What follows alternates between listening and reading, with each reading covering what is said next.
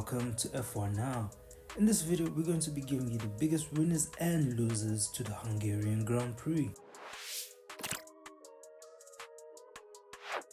Okay, ladies and gentlemen, so the Hungarian Grand Prix is done and dusted, and F1 takes a short break to rest, reflect and recharge for the next remaining races to come.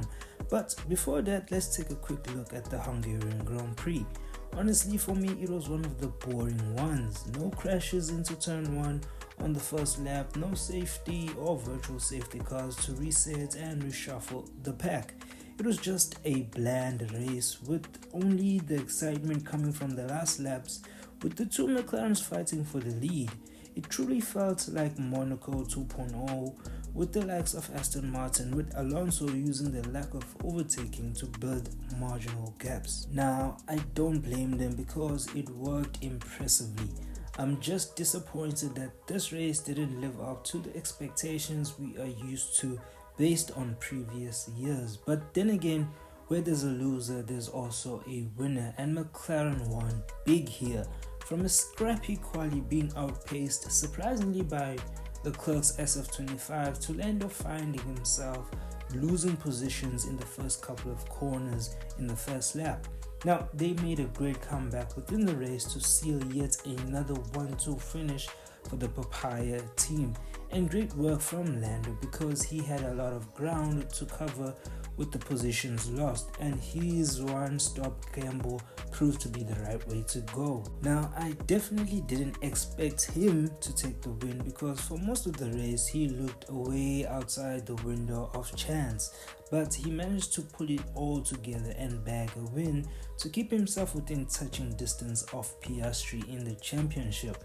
Now, Piastri on the other hand will be leaving this one feeling a little bit of a sting because he wouldn't have thought this is how it was going to go. So he might be blaming himself for this one, which can only benefit us as viewers because hopefully in the next race we can see the gloves properly come off, saving us from this lukewarm fighting approach that McLaren has when it comes to its drivers. Now, another team that was able to maximize and get both cars within points positions is Aston Martin.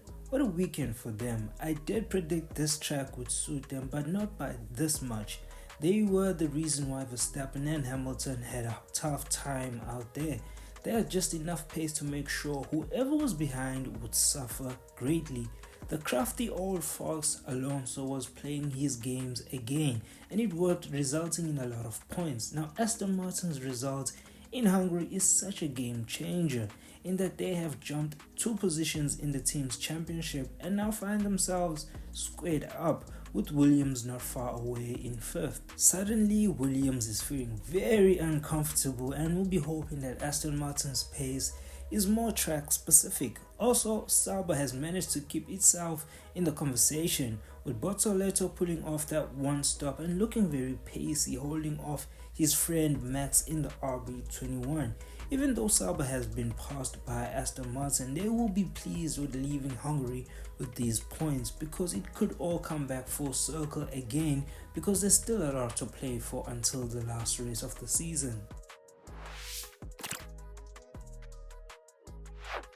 Man, Ferrari gives us another masterclass on how to lose a race and its drivers' confidence all in one go. They look to have everything in control in the first phase of the race, with Leclerc showing some serious pace. But in true Ferrari fashion, the pit stop is where it most likely went wrong by either setting up the wrong front wing level or tire pressure. The funny thing is, Leclerc did warn them not to make changes without consulting him because it would make his day a lot harder. But Ferrari seemingly did just that, and Leclerc went tumbling down the leaderboard, and just like that, Russell finds himself in the podium. Hamilton's situation also was just sad. A bad quali and strategy that couldn't be made to work because of finding himself in pockets of slow cars that were blocking meant a race with no points from him. All in all, this team will have to do a lot of soul searching in the break because it's not working. Also, I want to mention that maybe Hamilton could do with a different engineer because with Adami there seems to be no chemistry, and Adami doesn't seem to have the capability to talk that fight into Hamilton like Bono was so good at doing.